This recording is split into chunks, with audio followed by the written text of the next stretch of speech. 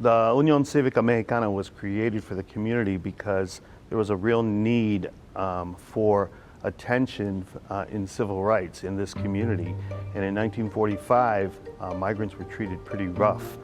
And so 11 men came together to fight the plight of the migrant workers here locally who had come to the Saginaw region for picking and the crops, and eventually found work at the gray iron foundry. But they were treated kind of badly by the farmers, and not only locally here in Saginaw, but on a state level. So these men really came together to address that problem, to have a voice and send letters out to the farmers. On a statewide level, they really wanted to address the problem that was happening to migrants in the state of Michigan. And as you know, in 1945, civil rights movement hadn't even come until the 60s, so it was a really rough time locally for migrant workers that were coming to work the crops.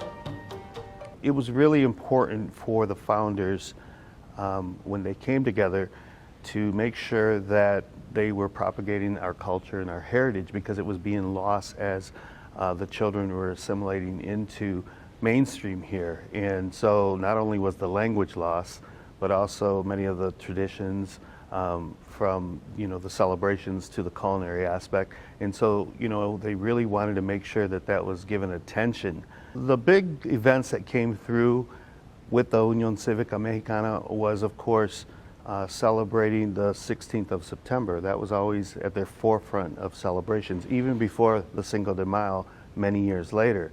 The 16th of September was celebrated in grand style, where they actually had a big celebration at the auditorium in downtown Saginaw.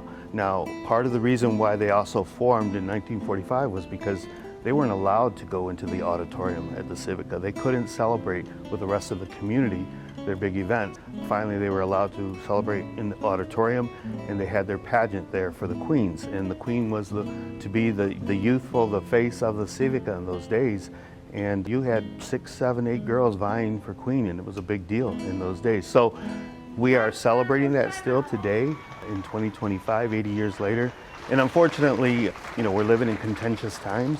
And so it really is important that we continue on that road that the founders started by, really promoting our culture and heritage to not only our people, but everybody in the community, the greater community, to remember that, we are a viable, vibrant community that celebrates our culture and heritage just like everybody else. What we're doing here to keep the culture alive at the Unión Cívica is we have signature events throughout the year that have sustained our organization and this historic hall. And the main one, of course, is the Cinco de Mayo celebration that we have celebrated for the last 46 years in our community. And we also have Tamale Taste Off, which really brings a lot of tamale lovers to our Cívica. And we also have the celebration of Dia de los Muertos, which has become very popular with the movie Coco. And we've also had the Adelante Awards for 10 years. Every Mexicano, every Hispanic, Latino in the Saginaw Great Lakes Bay region has been affected by this organization, whether they know it or not. And I think that in these times when we are really put to the test of who we are as a community, I think we're going to need the young people to really step forward. And I know that their voice is strong. They participated in the election and were really, had a voice. And I think that if they utilize that same power, we can continue on with this organization for another 20 years and mark the 100th anniversary of the Cívica. It's really ironic to me as a member of the Cívica today that the men who started this organization in 1945, 80 years ago, as we celebrate the 80th year, we're still fighting the same fight.